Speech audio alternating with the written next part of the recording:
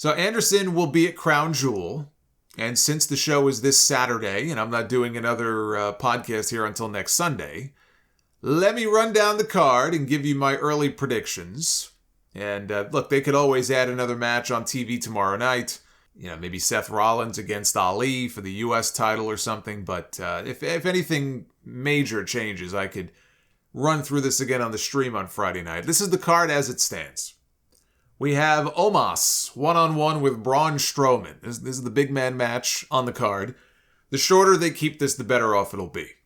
This match could surprise some people, but I think only if they keep it to a relatively short period of time, whether that's 3 minutes, 2 minutes, 5 minutes max. This should not be a very long match. I got Braun Strowman going over here. There is more potential in Braun Strowman as a challenger to Roman Reigns than there is Omos challenging pretty much anybody for any championship. Karrion Kross one-on-one with Drew McIntyre inside of a steel cage. We had a Karrion Kross win on SmackDown Friday night. No Drew McIntyre, who was celebrating the wedding of his best mate. Sheamus got married this week, and Drew McIntyre was the best man. But they're going to have a cage match. That is to keep out Scarlett, who, we all know how that goes when you have a cage to try to keep people out. But I think that this is a win that Drew McIntyre needs. Karrion Kross won their first match. He had to. Look, it's not ideal to be beating him this soon if he's one of the top heels on the brand, but Drew McIntyre, he needs a W. I think he gets one here. The Judgment Day take on AJ Styles, Carl Anderson, and Luke Gallows.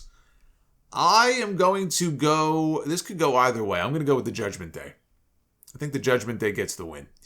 Bianca Belair defends the Raw Women's Championship against Bayley in a last woman standing match, which would be a way to get the title off of Bianca without pinning her, but I thought the same thing about them adding the ladder match stipulation, and Bianca still won. I think Bianca's going to win again, because as I look ahead to WrestleMania, I don't see Bayley in the Raw Women's Championship match. I see Bianca against one of two people. I think it's either Bianca and Charlotte or Bianca, and the match I would do, Bianca and Rhea. Bianca Belair and Rhea Ripley should be the Raw Women's title match at WrestleMania. Or sooner, but preferably at WrestleMania. So I think Bianca, and I hope that Bianca holds on to the title. The Usos defend the Tag Team Championships against the Brawling Brutes, Ridge Holland and Butch. Usos are not losing those titles.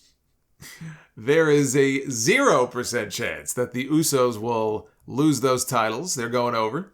We have Brock Lesnar one-on-one with Bobby Lashley. Brock Lesnar lost to Bobby Lashley at the Royal Rumble. Brock Lesnar lost to Roman Reigns at WrestleMania. Brock Lesnar lost again to Roman Reigns at SummerSlam. That's a lot of losing for someone who is supposed to be this unstoppable beast.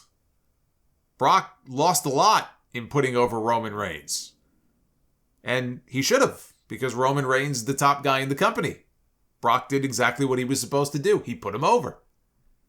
But I think now it feels like it's time for the pendulum to swing the other way. I think Brock is going to get that win back from Bobby in this match. Roman Reigns, one-on-one with Logan Paul, is our main event for the undisputed WWE Championship. They have been doing their damnedest on TV to try to convince us that Logan Paul has a punching chance of winning.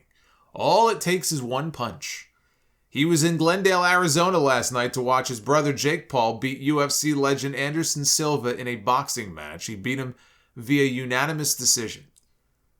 He is now 6-0 in his boxing career. He called out Nate Diaz after the fight. He called out Canelo Alvarez. They're going to mention that fact on Saturday. And they're going to try to convince you that Logan Paul can do the same thing that his brother did. But Logan Paul has about as much chance of leaving Saudi Arabia as the champion as I do. So Roman Reigns will retain. I think this is going to end up being a very good match. From what little we have seen of Logan Paul, this is only his second singles match. Third match of his entire life. What little we have seen of him, he is more than capable in the ring. He's an athlete. He looks the part. He can do things in the ring that are very impressive for somebody who hasn't been training at this for very long. I know he's been in the ring at the PC training with Shawn Michaels recently. I think he and Roman are going to go out there and have a hell of a match. But Roman Reigns will retain. So that is the card as it stands.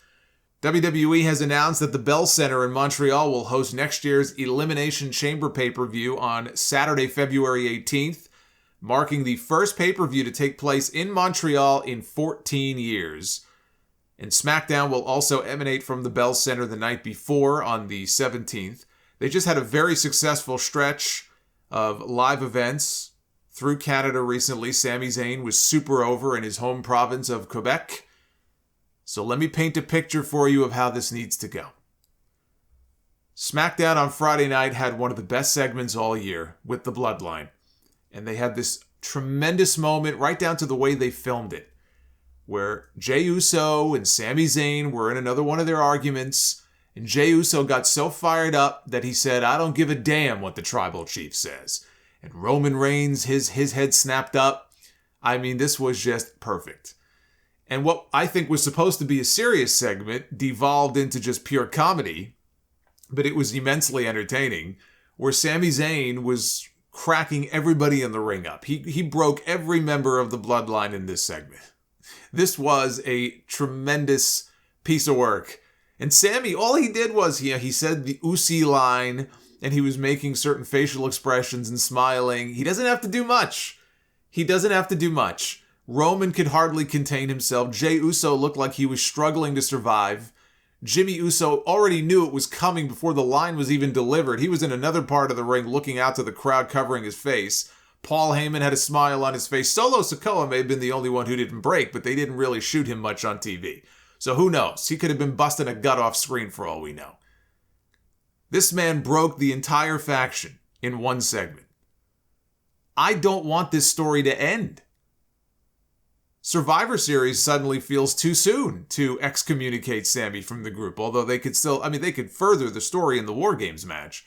I still think that's the way to go. But as far as ending this and kicking Sami out of the group next month, it's too soon for that. But with the Chamber being in Montreal, I think we see Roman Reigns defending his titles inside the Chamber. It's not going to be a number one contenders match. The past 2 years, the Chamber has been for the WWE Championship. And Sami Zayn is going to be in one of the pods in that match. Kevin Owens should be in that match as well. You fill out the rest of the field any way you want. This is how we end up with Roman Reigns and Sami Zayn in the ring together in Montreal, the final two in the Elimination Chamber match. Now, I would love to see Roman and Sami one-on-one, but the show is called Elimination Chamber. That's going to be the main event of the show. It's going to be inside the Chamber. So you do it inside the Chamber and you have it come down to those two. And Roman maybe expects Sami to do the right thing and lay down for the Bloodline. This is what Roman Reigns has been buddying up to him for this entire time. To him, Sami Zayn is a useful idiot. He's a tool that he can use at his disposal. Well, he's a tool. To him, he's a tool in more than one way. But he's a tool. He's an instrument for him to use any way he wishes. That's why he wants to keep him around. That plus he's entertaining. But now when push comes to shove and it comes down to those two and Roman needs Sami to step up and do the right thing, Sami can't do it. He's not going to lay down for him. He fights back. He tries to win the championship. Imagine the crowd in Canada hanging on to every near fall or even just one. All you need is one. One near fall is all you need. In the end, the rest of the Bloodline, they cost Sami. They beat him down. And it leads perfectly into WrestleMania and Owens and Zayn reuniting to challenge the Usos to win the tag team titles. It all just plays out so well. But Survivor Series, way too soon. I am enjoying this way too much to even think about pitching the idea of splitting all of these guys up in the next 4 weeks. I think that would be ridiculous.